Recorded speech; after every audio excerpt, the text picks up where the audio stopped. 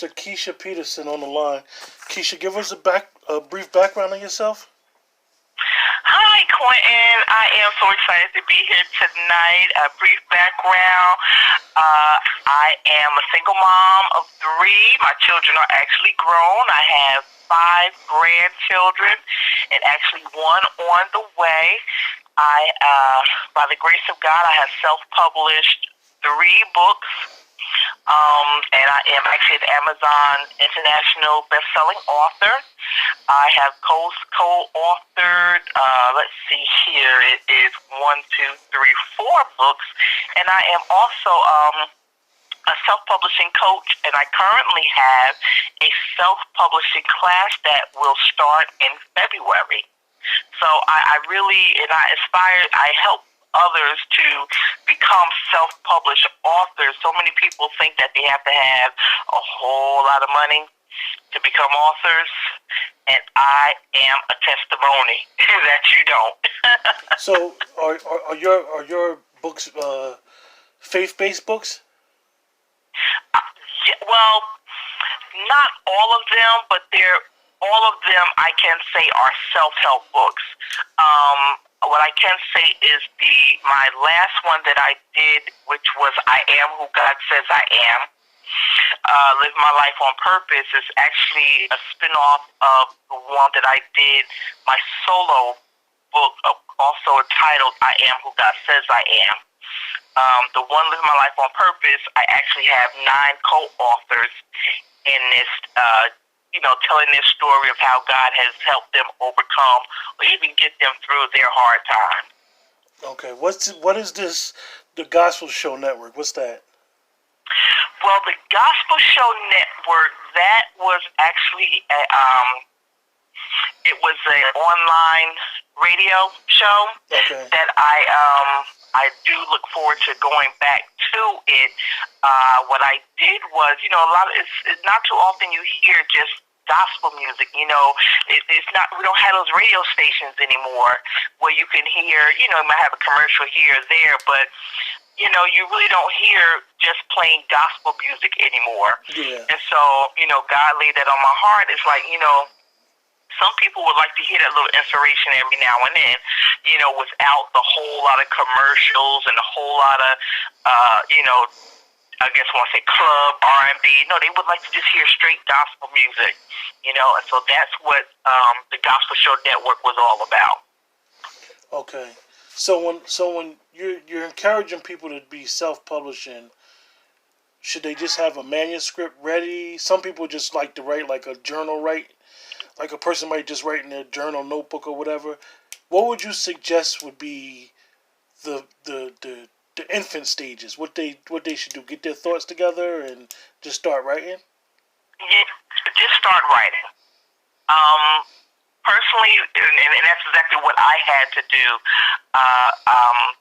because I had that thought and that mindset, I can't do that, I'm not qualified to write, and not realize that I've been actually writing since I was like 11, 12 years old, because I used to write poetry when I was younger. I used to write comic books with my friends that we only, it was just a few of us would enjoy, and not realizing that Keisha, just put your thoughts on the paper and then go back and then put them in order.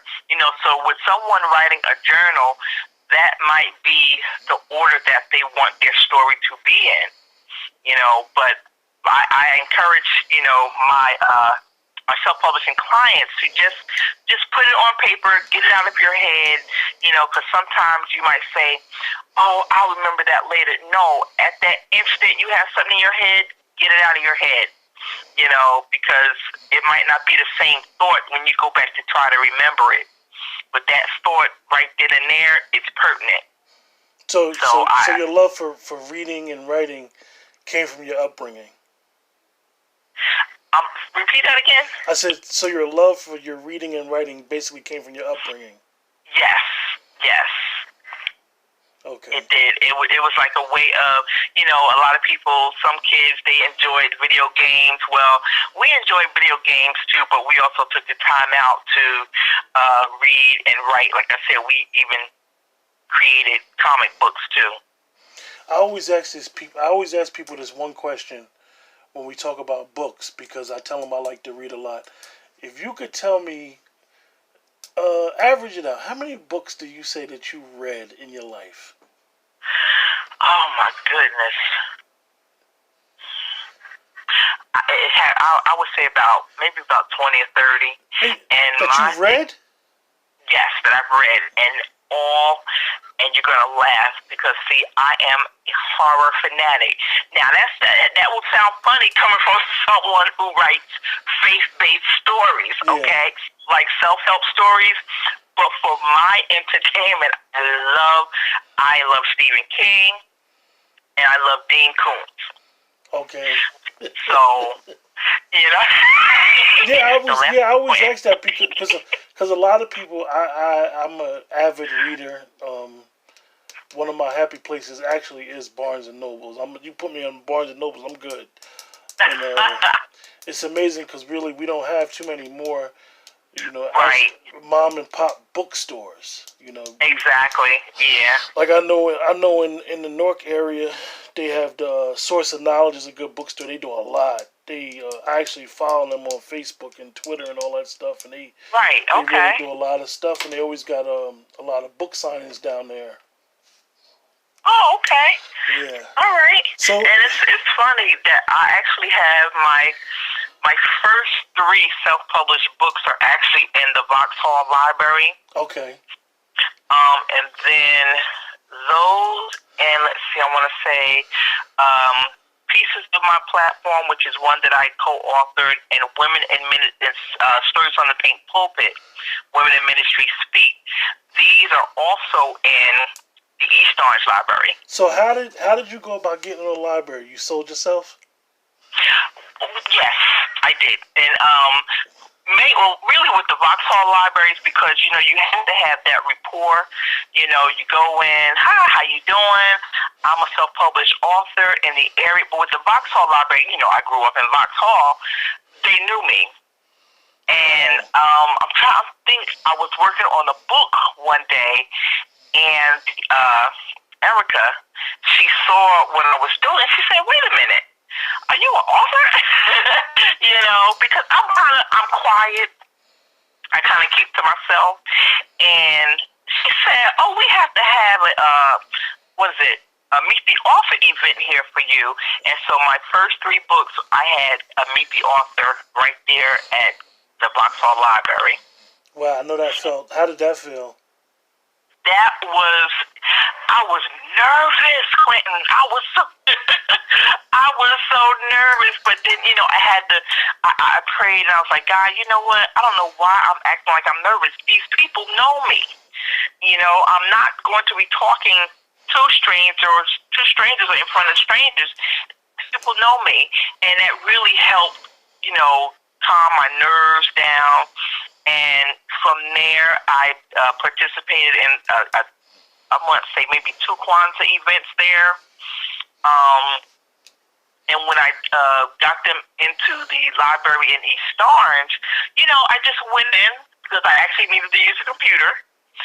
But I also introduced myself, as a self-published author in the Essex County area. Okay. And that's how, because what they have to do, they can't just say, "Oh, yeah, sure, give me your book," and then God forbid we have something in the book, and it's like, "Yeah, kill yourself, kill this one," So they have to actually read the books and go over the content to make sure it's legitimate and, can be put in their catalog. Oh, interesting. Mm-hmm. That's interesting. So I see here that you're like I introduced you as Minister Keisha Peterson. So you're studying theology under your pastor. Well, actually, I'm not studying theology. I actually started my ministering. I want to say, I think it was 2015. Yes, okay. 2015, November 29th is when I gave my first sermon, my initial sermon on the 29th. But in actuality, I always say I'm a newbie, but someone had to remind me, no, God already had that in you when you were born. Yeah. It's just that I just started walking into what God had called me to do. Okay. So I haven't actually gone to theologian school. That's the correct pronunciation. Yeah. Because I read my Bible. Okay. And I actually did a sermon with the Pink Pulpit. It was so funny that, and see, my thing is I read the Bible and I tell the story of where it came from, and then I apply it to today's living. Yes. I don't add anything. I don't take anything out, because we got to stop worrying about people's feelings. And if we continue to worry about people's feelings, there'll be a lost soul. And so from there, it was so funny because the host of that event, she said, she is my speaker of absolute. And I really did not understand what that meant at that time. Yeah. So I had to do a little research, and so now, well, I don't know if I have that listed there, but God laid it on me to start the Absolute Word Ministry, where nothing but God's Word. It's not what Keisha feels, not what Keisha thinks. It is deep research and studying of what God wants to be heard at that given point in time. Okay. I also see the 100 words of inspiration. What was that? Right. That was actually a project that my the publisher from the Stories from the Pink Pulpit had actually did. It's an inspirational book.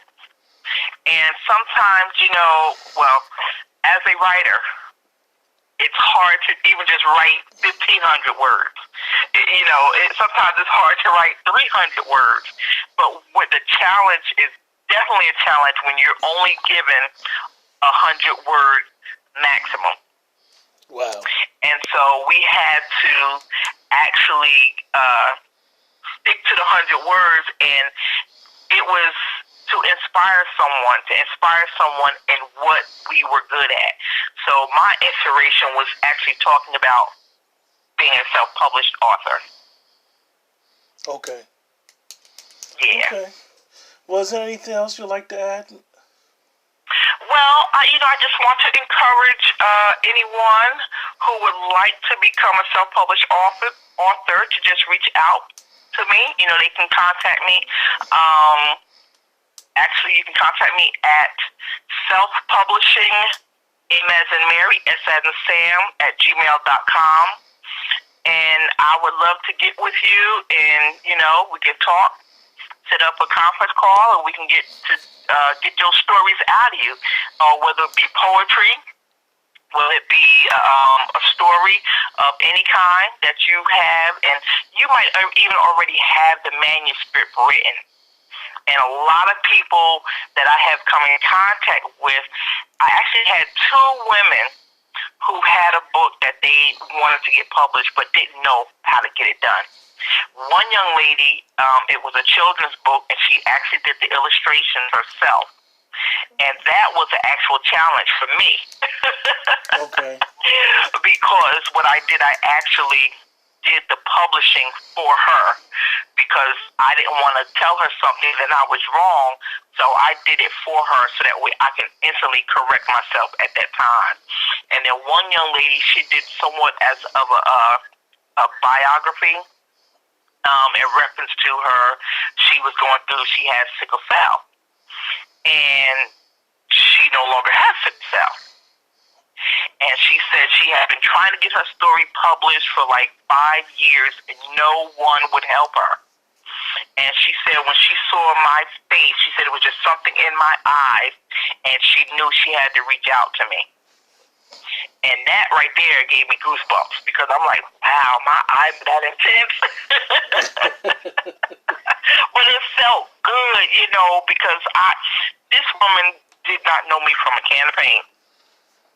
And I didn't know her, and it was because she contacted me through Facebook Messenger. And you know how we are when people we don't know contact us through Messenger. Yeah. Okay? And I was it took me, that day when she sent me the message. I sat back and I said, Lord, you know, we do not do this, right?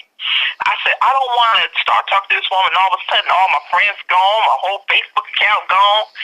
And, he just calmed my nerves and said, you know what, talk to her and see what she needs. And it's been smooth sailing ever since. That's great. Yeah. Well, we're glad you could join us this evening, and we look forward to you joining the show again, and we appreciate everything. And like I said, we look forward to what you have in store for the future. Awesome. Thank you. And I am so proud of you, Quinn, and I can't wait to be back on this show again. All right. Take care.